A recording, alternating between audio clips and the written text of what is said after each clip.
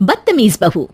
सभ्यता से भरपूर शास्त्री परिवार की इकलौती बेटी मोहिनी को बचपन में ही पढ़ाई के लिए विदेश भेज देते हैं, जहां से वो सालों बाद ग्रेजुएशन पूरी करके इंडिया वापस आती है, जो अब संस्कार, सभ्यता, संस्कृति जैसी चीजों से कोसों दूर होती है।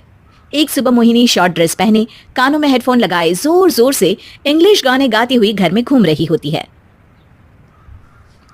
सुबह सुबह भगवान का नाम लेते हैं, राक्षसों की तरह चिल्लाते नहीं। पॉप्स, आपको अच्छे गाने की बिल्कुल समझ नहीं है, सो ठीक है, चिल पिल। अरे मोहिनी, पापा से ऐसे बात करते हैं क्या? सारी तमीज भूल गई हो। ओह मॉम प्लीज, इतनी बड़ी भी कोई बात नहीं हुई, सो डोंट ओवर रिएक्ट। ऐसे ही दिन बीतते हैं जिसमें मोहिनी के तौर तरीके, रहने और बात करने का ढंग उसकी मम्मी पापा को परेशान करने लगता है। भला कोई मानेगा कि ये मेरी बेटी है? रीति रिवाज और संस्कारों से तो इसका दूर दूर तक कोई नाता नहीं, और अब तो लगता भी नहीं कि कभी होगा। अरे ऐसे कैसे नहीं होगा? लड़कियां सारे नखरे अपने माँ बाप को ही दिखाती है। ससुराल जाकर उन्हें सब कुछ करना भी पड़ता है और मानना भी। पत्नी की बात शास्त्री जी समझ जाते हैं और कुछ ही दिनों में अपने से भी ज्यादा धार्मिक परिवार में निखिल के साथ मोहिनी का रिश्ता पक्का कर देते हैं। रिश्ता तो पक्का कर दिया, पर यहाँ मोहिनी को कैसे मनाएंगे? शादी ब्याह के मामले में आटे में नमक जितना झूठ तो चलता है जी। इसी तरह एक के बाद एक तिकड़म लगाते हुए दोनों मिलकर मोहिनी को शादी के लिए तैयार कर लेते हैं और मोहिनी निखिल की शादी हो जाती है, जिसके अगले दिन से ही मोहिनी दोबारा अपने पूरे अवतार में शॉर्ट ड्रेस पहनकर घर में घूमने लगती है। बहू को ऐसे देख सास की आंखें फटी की फटी रह जाती हैं।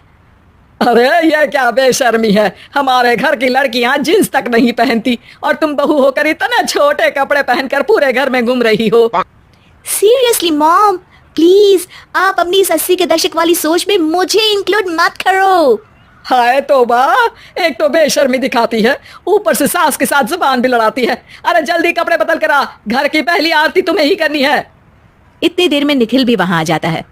माँ पापा आने वाले हैं, पूजा का सारा सामान तैयार है ना? ये पूजा हमेशा मेरे बॉयफ्रेंड्स के पीछे पड़ी रहती थी और अब हस्बैंड के पीछे भी आ गई।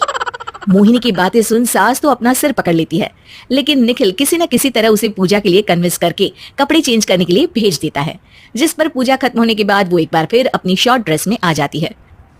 बहू, ये क्या तरीका है? संस्कार नाम की कोई चीज है या नहीं? नहीं ससुर जी, संस्कार मेरा दूसरा बॉयफ्रेंड था, अब तो मेरा उससे कोई कांटेक्ट नहीं है। मोहिनी का जवाब सुन के ससुर तो भगवान नाम जपते वहां से चले जाते हैं, लेकिन सास बहू के बीच कहासुनी फिर शुरू हो जाती है, जिसे इग्नोर करते हुए मोहिनी घर से बाहर चली जाती है और देर रात घर वापस आती है। मोहिनी, मैं जानता हूँ कि तुम विदेश में रही हो और तुम्हें वहीं की आदत है, पर यहाँ चीजें कुछ अलग है। अगर तुम उस हिसाब से कुछ एडजस्ट कर लो तो सबके लिए सही हो जाएगा। I am not in a lecture mood, good night. अगली सुबह मोहिनी देर से उठकर एक बार फिर उसी तरह सबके सामने आती है, जिस पर उसकी सास कुछ बोले उससे पहले ही मोहिनी की दोस्त मोनिका और रेचल वहां आ जाती हैं।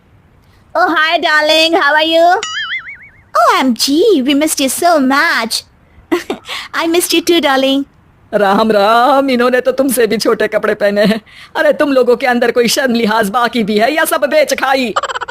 मोहिनी, तुम्हारी मेड कुछ ज्यादा नहीं बोलती? इस पर मोहिनी की दोस्त उसकी सास का मजाक बनाने लगती है, जिसे सुन निखिल उन्हें जवाब देते हुए कड़वे शब्द सुना देता है और वो सुन के वो दोनों तो मुंह बनाए वहां से चली जाती है, लेकिन गुस्से से लाल मोहिनी वहीं खड़ी निखिल को घूरती रहती है। घूर क्या रही हो?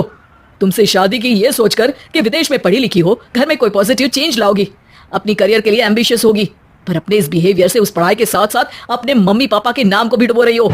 अगर तुम्हें ऐसे ही हाल रखना है तो यहाँ रहने की कोई जरूरत नहीं है। निखिल की बातें सुनकर मोहिनी रोते हुए घर छोड़कर अपनी मम्मी पापा के पास वापस आ जाती है। ससुराल में सब कुछ ठीक तो है? वो अपने आप को समझते क्या है? मोहिनी पर चिल्ला रहे हैं? मैं क्यों उसके इशारों पर चलूं? मैं अपनी लाइफ अपने तरीके से जीना चाहती हूँ और वो ना आप लोगों को मंजूर था और ना ही उन्हें है। तुम यहाँ नहीं रह सकती। अपने पापा की बात सुन के मोहिनी हैरान रह जाती है। हाँ, तुमने बिल्कुल सही सुना। अगर तुम्हें अपने इस घमंड, बेशर्मी और बदतमीजी में ही जीना है तो तुम यहाँ भी नहीं रह सकती। बेटी, मैं मानता हूँ हमारे यहाँ रीति रिवाज बहुत मायने रखते हैं और हमने उन्हीं के ओवरडोज से बचाने के लिए तुम्हें विदेश भेजा था। एक लड़की जो शादी करके घर और बच्चे संभालती है, उससे तुम अपने आप को ज्यादा समझ सको इसके लिए भेजा था।